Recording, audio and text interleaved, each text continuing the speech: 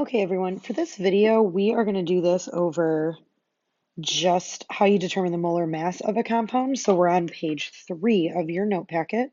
It says that molar mass here is the mass of 1 mole of any substance. So we said earlier that a mole is 6.02 times 10 to the 23rd particles or items of something. So that could be atoms, that could be molecules, it can be anything that you're counting. So the molar mass is going to be the mass of 1 mole of any substance. Now, we're going to use the mass values off of the periodic table to determine those numbers. So if you guys take a look down here, the number, that decimal that's underneath the symbol on the periodic table, that's the atomic mass value that we're going to do. Now, what's important on this unit is that we are always going to round everything to 2 decimal places. So that is answers and that is masses off the periodic table. So make sure that you guys are doing that. The first question here, example 1, it says, what is the molar mass of calcium? So on Canvas, there is a periodic table where everything is already rounded to 2 decimal places. But if you're looking at any other periodic table, you want to make sure you round that correctly. But the answer to this one is 40.08 after you round it to the 2 decimal places. The units for molar mass is always going to be grams per mole. Now, when you are finding the molar mass of a compound, you have to account for the number of each atom in the compound correctly and the molar mass of each of those compounds. So when we're looking at Ca3PO42, that's calcium phosphate, we can see here that there is 3 calcium atoms, that there is 2 phosphorus atoms, because remember this 2 on the outside of the parentheses is going to distribute, and that there are 8 total oxygen atoms. So for just calcium, since the molar mass of calcium is 40.08 grams per mole from the periodic table, we have to do 3 times 40.08 to get the molar mass of calcium. The molar mass of phosphorus from the periodic table is 30.97 grams per mole. And the molar mass of oxygen, when you round it, is 16 grams per mole. So what we're going to do with all this, when we actually plug this into our calculators, is we're going to do 3 times 40.08 plus 2 times 30.97 plus 8 times 16. Our final answer for this then, again to 2 decimal places, is going to be 310.18 grams per mole. That's the molar mass of calcium phosphate, meaning it's the mass of 1 mole of calcium phosphate. And then don't forget, like we said down here, the units of molar mass is going to be grams per mole.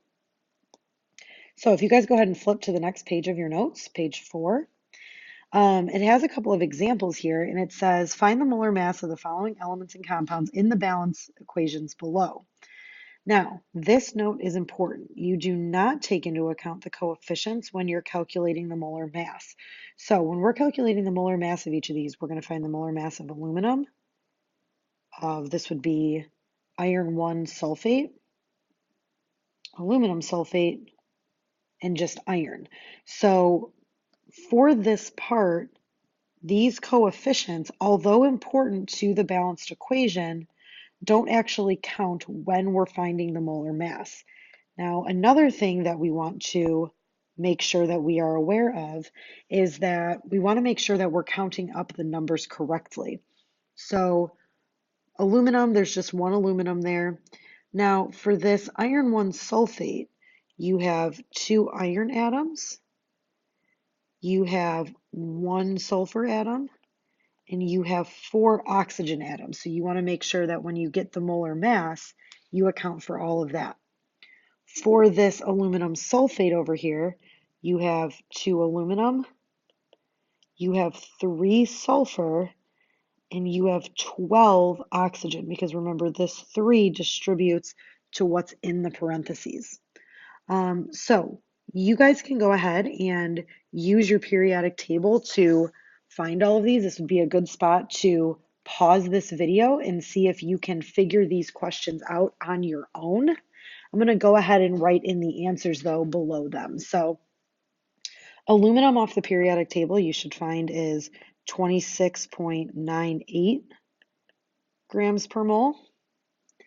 The iron 1 sulfate you should find as 207.77 grams per mole.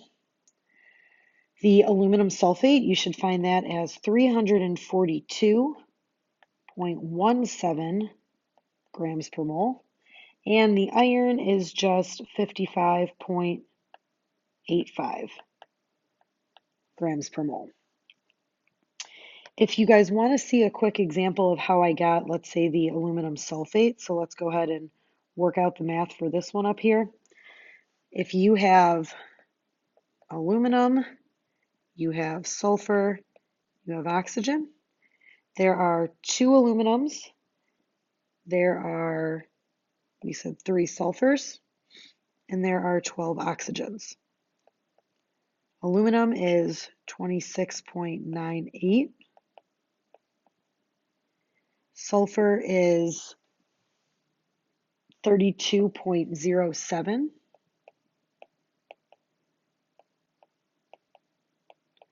And oxygen is 16. So again, what we need to do is once we have 2 times 26.98, 3 times 32.07, and 12 times 16, we have to add all of those together, and that's how we end up with the 342.17 grams per mole. Notice how all of these are rounded to 2 decimal places. All right, this would be another good place to go ahead and pause the video to see if you can, for example, number 2, try to balance this on your own and then get the molar mass of each. All right, if you balanced it correctly, you should have a 3 in front of potassium oxide, a 2 in front of aluminum chlorate, and a 6 in front of potassium chlorate. Now remember, although it's important to balance equations, we don't need to balance it to find the molar masses. The molar masses of our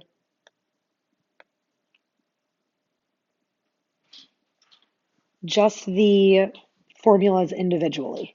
So when we go ahead and get these answers, what we're going to do with this is for potassium oxide, you should have 94.20 grams per mole, 277.33 grams per mole.